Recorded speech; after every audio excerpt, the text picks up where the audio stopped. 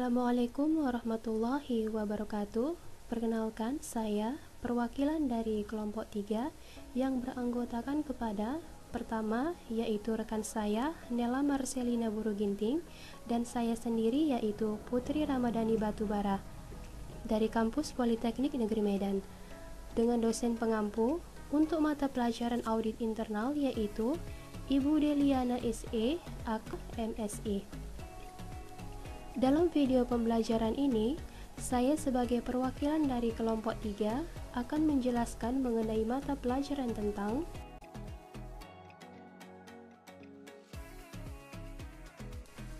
audit internal dengan topik mengenai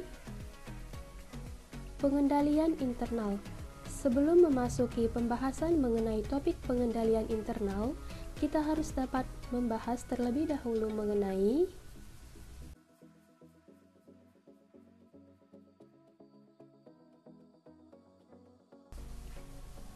framework, yang dimana framework ini sangat berpengaruh besar terhadap yang namanya pengendalian internal.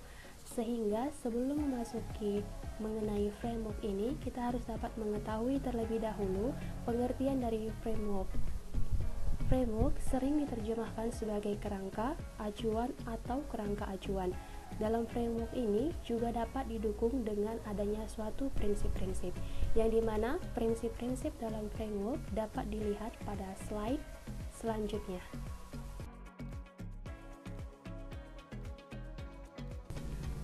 Prinsip-prinsip framework, yang dimana prinsip-prinsip framework dibagi menjadi 6 bagian. Yang pertama yaitu adalah prinsip dengan berbagai konsep. Pada prinsip ini, framework membutuhkan berbagai macam konsep untuk dapat mempermudah para programmer dalam membuat suatu aplikasi maupun web yang berisi fungsi, plugin, dan berbagai konsep sehingga membentuk suatu sistem tertentu. Yang kedua adalah prinsip dengan nilai. Pada prinsip ini, framework dapat memberikan suatu nilai dalam membangun dan membuat function terhadap suatu aplikasi atas nilai-nilai yang dapat ditentukan pada suatu hal tertentu. Yang ketiga adalah prinsip dengan asumsi, yang dimana prinsip pada asumsi ini dapat berhubungan juga terhadap yang namanya risiko, yang perlu sekali diidentifikasikan pada tahap penyusunan suatu program.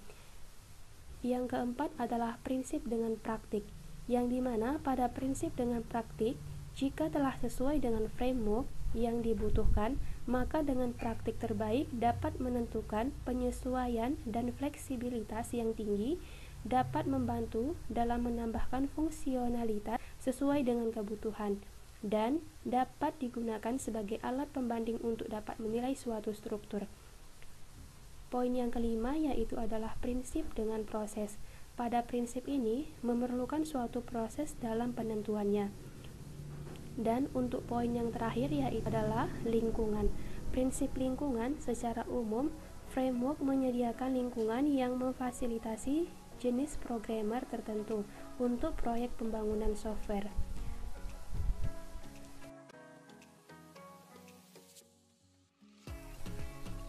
Penyajian framework mengenai pengendalian internal. Pada saat ini, hanya ada 3 bagian framework yang diakui secara luas oleh pihak manajemen, akuntan publik independen, dan praktisi audit internal, yaitu pada poin yang pertama, Internal Control Integrated Framework, yang diterbitkan khusus semula pada tahun 1992, kemudian dimutakhirkan tahun 2013. Untuk poin yang kedua, yaitu adalah Guidance on Control atau disingkat dengan COCO Framework, yang diterbitkan oleh CICA atau The Canadian Institute of Chartered Accountants tahun 1995. Untuk poin yang ketiga, yaitu adalah Guidance in Risk Management, Internal Control, and Related Financial and Business Reporting yang diterbitkan FRC atau The Financial Reporting Council tahun 2014.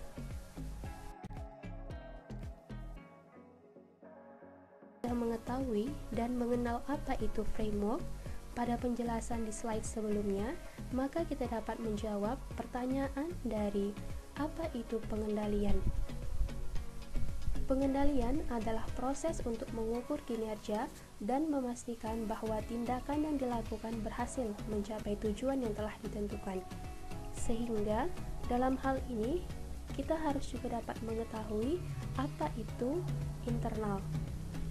Internal adalah suatu keterkaitan yang melibatkan atau hanya mempengaruhi orang-orang yang merupakan bagian dari organisasi pada perusahaan tertentu, daripada orang yang bukan dari organisasi pada perusahaan tersebut.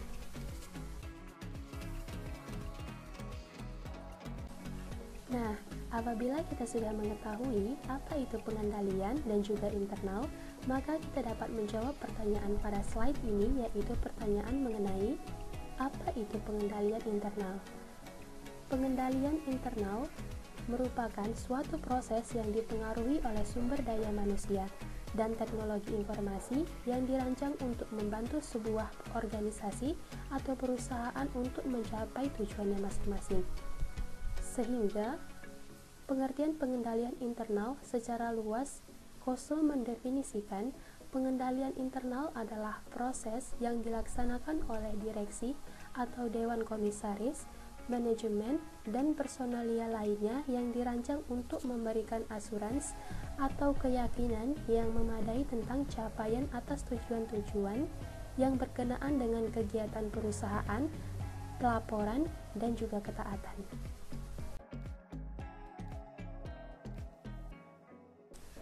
Dari pengertian pengendalian internal sebelumnya, maka pada slide ini kita akan membahas mengenai tujuan pengendalian internal. Tujuan pengendalian internal dibagi menjadi 3 bagian, yaitu adalah sebagai berikut. Pertama, yaitu adalah tujuan operasional, yang dimana suatu tujuan yang berkenaan dengan efektif dan efisiennya kegiatan entitas, termasuk tercapainya sasaran operasional dan keuangan, serta pengamanan aset terhadap kerugian, misalnya terhadap pencurian, bencana alam, dan lain-lain sebagainya. Yang kedua yaitu adalah tujuan pelaporan, yang dimana suatu tujuan yang berkenaan dengan pelaporan keuangan internal dan eksternal serta pelaporan dan keuangan dari sisi dapat dipercayanya atau reliability, tepat waktu atau timelines, dan keterbukaan atau transparansi, atau bahkan syarat-syarat lainnya. Untuk poin yang ketiga mengenai tujuan pengendalian internal, yaitu terdapat tujuan ketaatan, yang dimana suatu tujuan yang berkenaan dengan ketaatan terhadap hukum dan ketentuan perundang-undang relevan dengan entitas tersebut.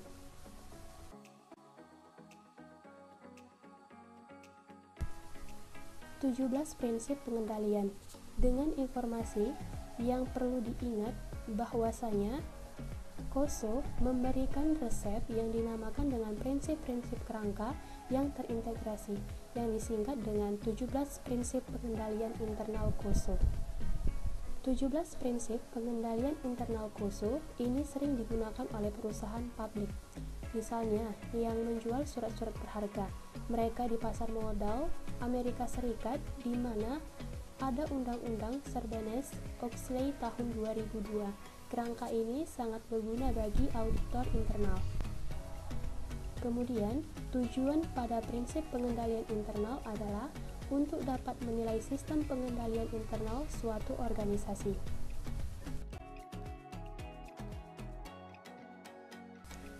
Pada slide ini, kita akan membahas mengenai penjelasan pada gambar 17 prinsip pengendalian internal Koso. Berikut gambar dari 17 prinsip pengendalian internal Koso. Yang pertama yaitu adalah control environment atau lingkungan pengendalian. Terdapat 5 poin dari 17 prinsip pengendalian internal Koso. Yang pertama yaitu adalah tunjukkan komitmen terhadap integritas dan nilai-nilai etika. Yang kedua, laksanakan tanggung jawab pengawasan. Yang ketiga, ciptakan struktur, wewenang dan tanggung jawab. Yang keempat, tunjukkan komitmen terhadap kompetensi.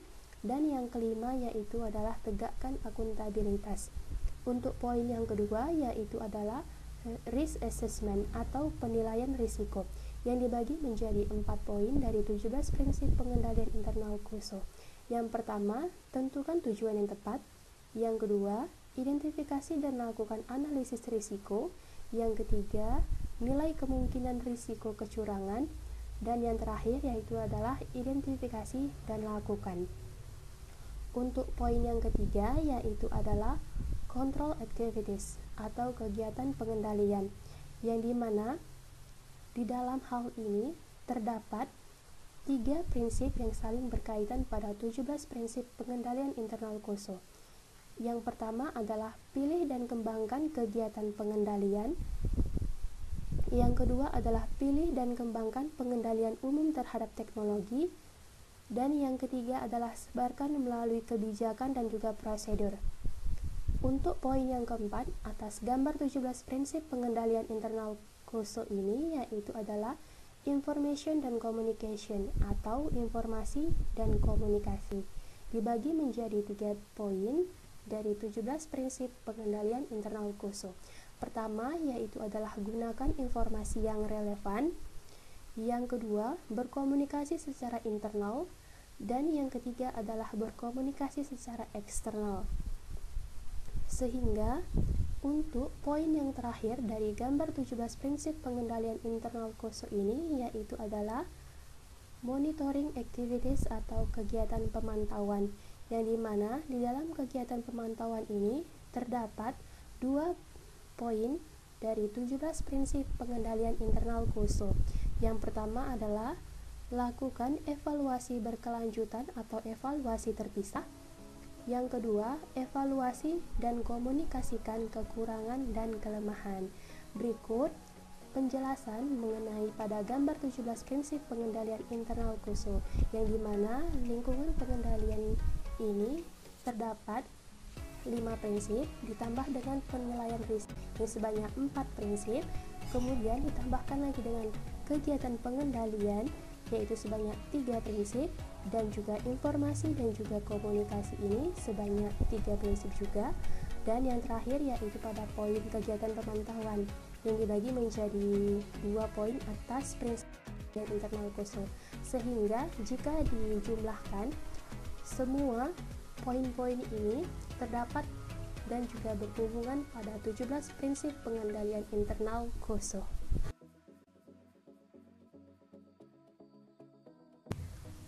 Komponen pengendalian internal. Pada 5 komponen pengendalian internal terbitan KOSO lazimnya berbentuk kubus. Tetapi, kelima komponen pengendalian internal tersebut dapat menyajikan ke dalam bentuk piramida, dikarenakan pada struktur piramida membutuhkan landasan yang kokoh sehingga ditempatkan di bawah, dan komponen itu adalah pertama lingkungan pengendalian, yang kedua adalah penilaian risiko, yang ketiga adalah kegiatan pengendalian, yang keempat informasi dan komunikasi, dan yang terakhir adalah kegiatan pemantauan. Dalam 5 komponen ini akan kita bahas secara satu persatu pada slide selanjutnya.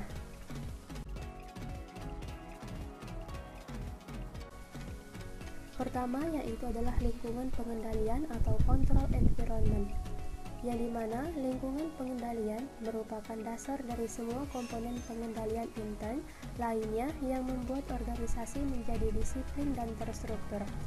Lingkungan pengendalian mencakup suasana organisasi dan sikap manajemen serta karyawan terhadap pentingnya pengendalian yang ada dalam organisasi.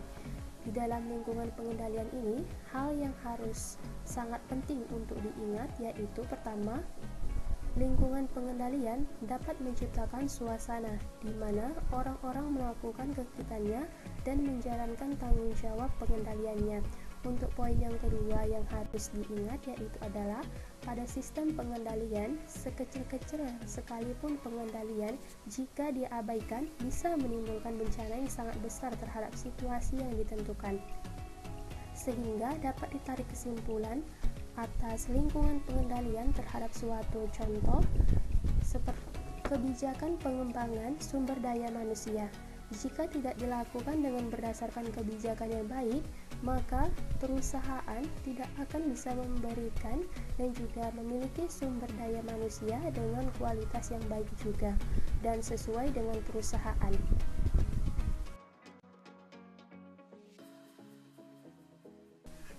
Berikut merupakan penjelasan atas gambar piramida 5 komponen pengendalian internal, yang dimana dengan bentuk gambarnya berbentuk segitiga atau piramida, yang di dalamnya itu terdapat 5 komponen pengendalian internal. Lingkungan pengendalian merupakan landasan yang di atasnya sistem pengendalian internal yang dijalankan untuk pertama, mencapai tujuan-tujuan yang strategis. Yang kedua adalah menghasilkan pelaporan keuangan yang dapat diandalkan. Yang ketiga adalah berjalannya usaha secara efektif dan efisien. Yang keempat adalah taat terhadap semua ketentuan hukum. Yang kelima adalah mengamankan aset milik perusahaan. Pada slide ini, di sini kita akan membahas mengenai komponen pengendalian internal yang kedua, yaitu adalah penilaian risiko atau risk assessment, yang dimana penilaian risiko adalah identifikasi, analisis, dan pengelolaan risiko suatu organisasi. Suatu risiko yang telah diidentifikasi dapat dianalisis sehingga dapat diperkirakan tindakan yang dapat meminimalisirnya. Kemudian, dalam perumusan risk assessment ada dua istilah, yakni yang pertama adalah identifying the risk, yang dimana dalam identifying the risk kita dapat inventarisasikan risiko apa saja yang bisa mengancam tujuan operasi. Yang kedua yaitu adalah assessing the risk, yang dimana dalam assessing the risk kita ingin mengetahui berapa probabilitas terjadinya suatu peristiwa yang menjadi ancaman.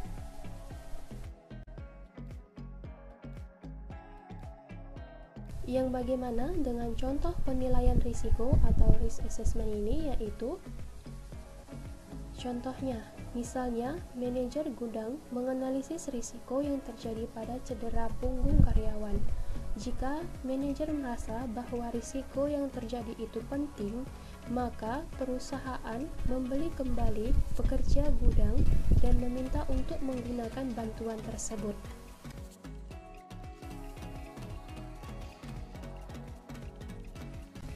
Komponen pengendalian internal yang ketiga adalah kegiatan pengendalian atau control activities, yang dimana kegiatan pengendalian adalah tindakan yang diambil direksi, manajemen, dan pihak-pihak lain untuk menangani risiko dan meningkatkan tercapainya tujuan dan sasaran pada perusahaan. Contoh prosedur pengendalian dibagi menjadi 8 bagian. Pertama yaitu adalah otoritas dan persetujuan atas transaksi dan juga kegiatan.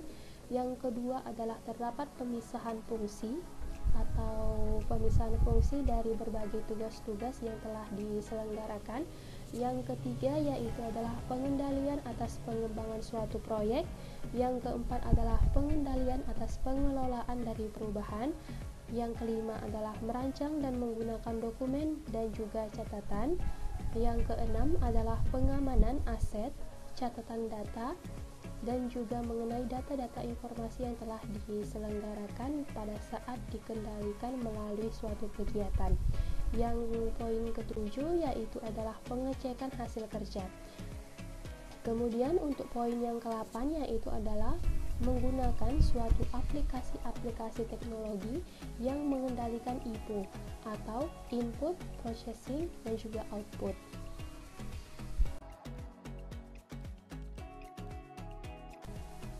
Kemudian untuk komponen pengendalian internal yang keempat yaitu adalah informasi dan komunikasi atau information and communication, yang dimana KOSO menggabungkan informasi dan komunikasi ke dalam satu komponen.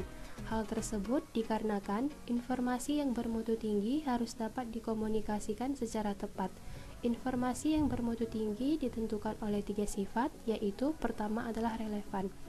Yang kedua adalah akurat, yang dimana informasi yang disajikan, baik itu diberikan ataupun diterima, harus dalam bentuk akurat sehingga komunikasi dapat berjalan dengan lancar atas informasi yang telah diperoleh.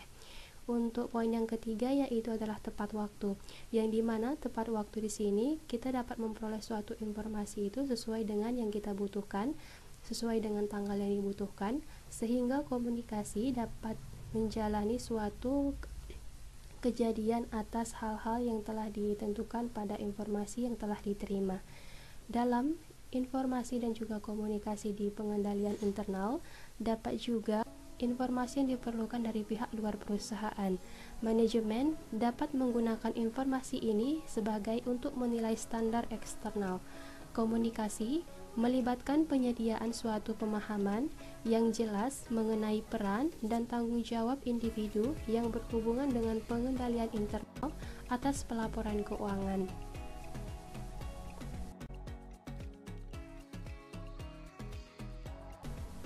Berikut contoh informasi dan juga komunikasi atau information and communication pada komponen pengendalian internal, yaitu pada manajemen perusahaan menggunakan informasi dari Dewan Standar Akuntansi Indonesia untuk dapat menilai dampak perubahan struktur lapor keuangan di suatu perusahaan sehingga dapat dikomunikasikan secara tepat.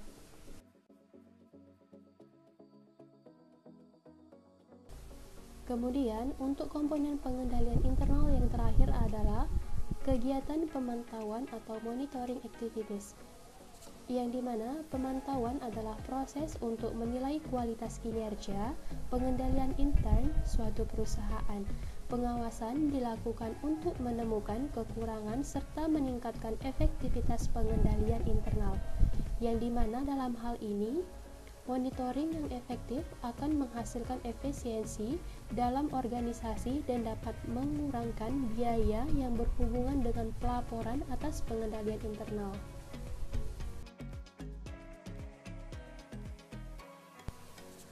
Berikut contoh kegiatan pemantauan atau monitoring activities, yaitu pertama, contoh dalam peringatan sistem akuntansi seperti adanya transaksi yang tidak biasa dilakukan perusahaan untuk pembelian barang perusahaan, atau adanya perbedaan data antara setoran kas dan juga setoran bank, sehingga sangat diperlukan sekali mengenai komponen pengendalian internal pada poin kelima ini, yaitu adalah kegiatan pemantauan untuk melakukan pembuktian apakah memang terjadi kesalahan atau tidak di dalam perusahaan tersebut.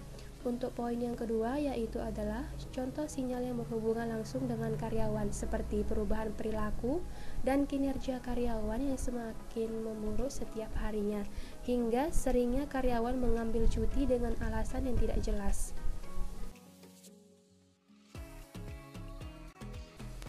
Kendala yang dihadapi pengendalian internal. Pada pengendalian internal, tentunya terdapat suatu kendala yang sering terjadi atau yang sering dihadapi oleh pihak perusahaan. Berikut suatu kendala yang sering dihadapi oleh pihak perusahaan. Pertama yaitu adalah pimpinan memutuskan lain dari aturan. Yang kedua adalah persekongkolan di antara berbagai pihak. Yang ketiga adalah kesalahan. Yang keempat adalah kesalahan manusia dalam membuat pertimbangan. Yang kelima adalah kesesuaian antara tujuan-tujuan yang ditetapkan yang merupakan pro-kondisi bagi pengendalian internal.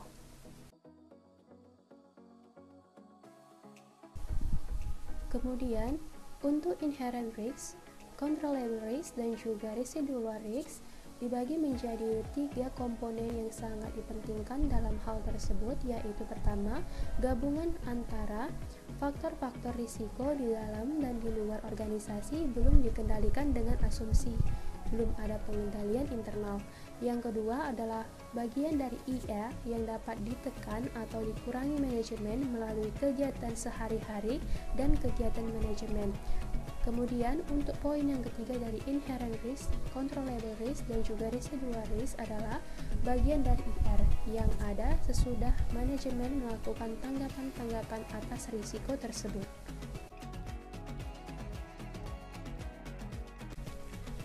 Contoh pengendalian internal. Setelah kita mengetahui pembahasan atas pengendalian internal, maka dapat diambil suatu gambaran atau contoh dari pengendalian, yang diterapkan dalam sebuah perusahaan atau bisnis. Berikut contoh yang terkait dari pengendalian internal, yaitu pengendalian internal pada grosir sembako dan snack yang beroperasi 1 harian penuh atau 24 jam. Ada beberapa contoh pengendalian internal yang bisa diterapkan seperti kepada poin 8 di bawah ini. Pertama, menempatkan mesin kasir langsung di depan pintu masuk grosir, yaitu digunakan untuk memudah pelanggan melakukan transaksi. Yang kedua, memperkerjakan 2 karyawan kasir yang bertugas secara shift. Yang ketiga, penyotoran kas ke bank setiap hari sebelum pergantian shift.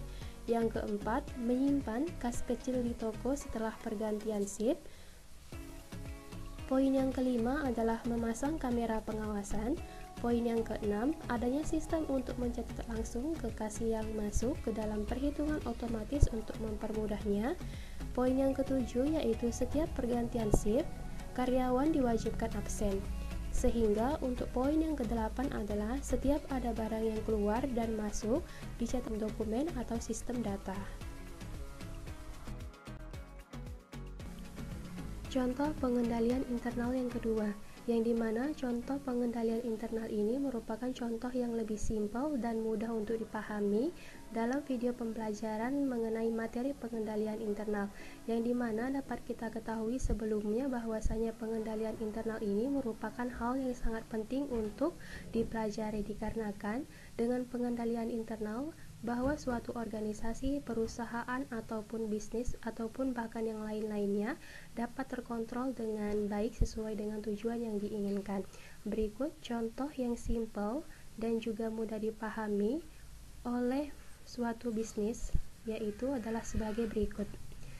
Pengendalian internal pada Indomaret yang buka 24 jam, yang memiliki mesin kasir untuk mencatat setiap penjualan dan struk pembayaran untuk pelanggan.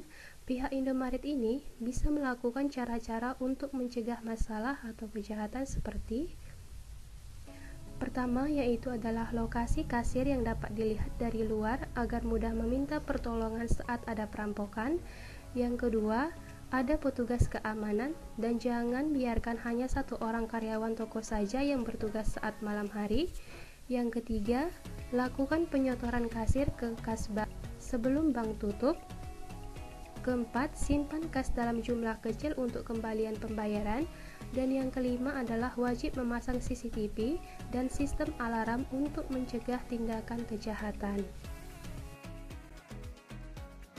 Demikianlah video pembelajaran audit internal dengan topik pengendalian internal dari penjelasan yang saya sampaikan. Semoga dapat bermanfaat untuk Anda. Terima kasih. Wassalamualaikum warahmatullahi wabarakatuh. Thank you for watching.